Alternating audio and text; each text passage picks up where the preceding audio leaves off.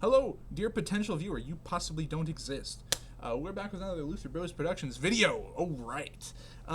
What is the purpose of the small catechism, or the Luther's catechisms, was what we'll be talking about today. I got the Concordia here. Concordia, the Lutheran Confessions. Gotta love it very much. It's like the best book. The Bible is the best. I got the Bible here, but like it's like the second best book. Yeah.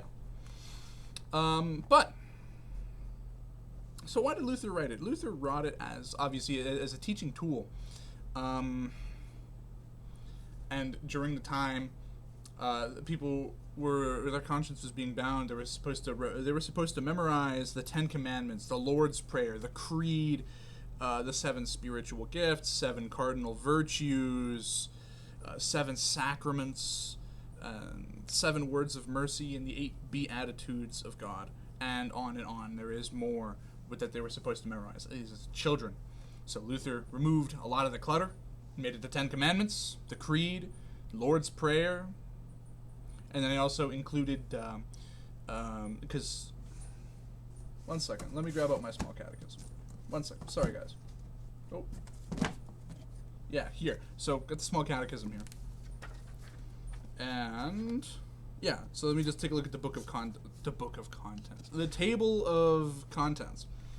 So it's got section 1. It's got the 10 Commandments, the Creed, the Lord's Prayer, explanations about baptism, confession, and the sacrament of the altar, or Holy Communion, if you will. So that was the whole purpose of the small catechism. And when it says small, it means small. You can finish it easily in a day.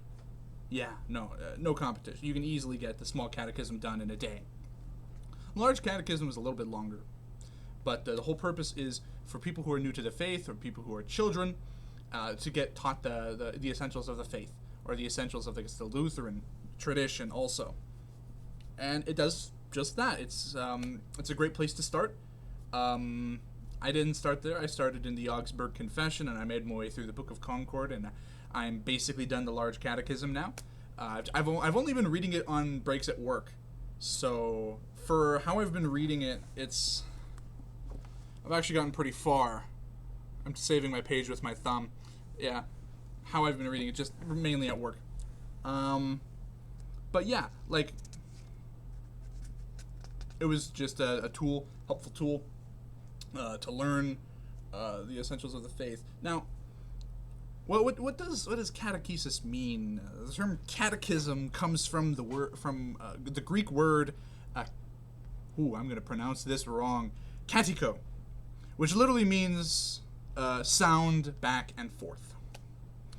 And thus, the catechetical method of teaching is rooted in classical Greek and Roman education methods, and was used throughout the Middle Ages, and all of that, all the way down to Luther's time. And the catechisms, they got really long and elaborate. You know, the Roman Catholic Catechism expanded, development of doctrine, all that fun stuff. Actually, funny enough story that I can say. We also do kind of have a little bit of a development of doctrine here. This catechism was written in the 40s, revised in the 60s. I think this one was in the 80s, and then this one was in 2017. And so it's just with explanations, and you can see the amount of explanations increases. I just figured I'd make this joke, because it is interesting. But yeah. So catechism is just for teaching a sound doctrine of faith. The catechism is not designed to twist scriptures, to take anything out of context. Essentially speaking, my pastor put it very nicely, it's just really long and in-depth Bible studies is how you could describe the catechisms. It's just, or I guess even the confessions as a whole, just really big Bible studies, and put into a book for helpful learning for everybody else. Yeah, like, it's pretty good. I personally do love the small catechism. It's great if you need a quick touch up on any theology issues. The large catechism is if you're trying to get deep into the small catechism But if you don't have time to truly study the Large Catechism, then you can just get the Small Catechism with explanations, and that'll be perfectly fine. Big Concordia Publishing House fan here. I have a Concordia order that is like 570 Canadian dollars if I order it to my house, and that is pretty insane. I could actually afford that right now, but nah. But yes, I started my catechism classes. Actually, that's how I got this. Pastor gave it to me. Love it. I love how it's the hardback too. It's a good one, in my opinion. I like nice books. You know, I like books that are like leatherback, hardcover.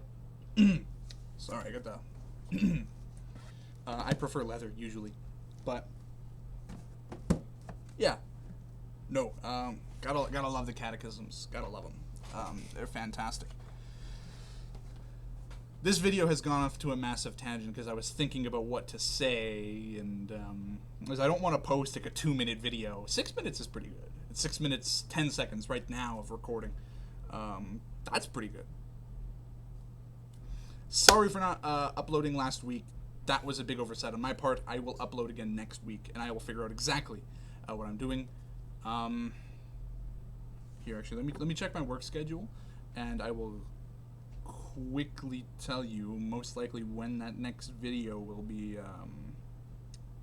That would be the week of the 11th to the 15th. So Thursday, I'm going to be picking up, or hopefully getting something from my pastor so that I can make the next video, because I'm going to be going over, possibly, depending if I can get this resource or not, why is there so much low church sentiment in the Lutheran Church, and we're going to be going over that. And there is actually an interesting reason behind that, as I figured out with my first confirmation class. I'm already on the second class, and we finished the 10 Commandments. It's great. But I am going to go now.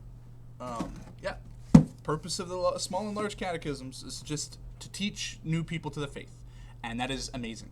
How we have a tool for that. So we can't. Augsburg Confession, Apology of the Augsburg Confession, Small Called Articles, Power and Primacy of the Pope,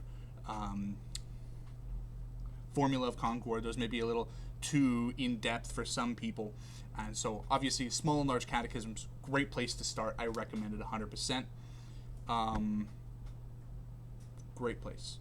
Also, what are your guys' thoughts, maybe beginning fall, end of fall, that I schedule a whole bunch of meetings with a whole bunch of different ministers of different denominational churches in Winnipeg, Manitoba.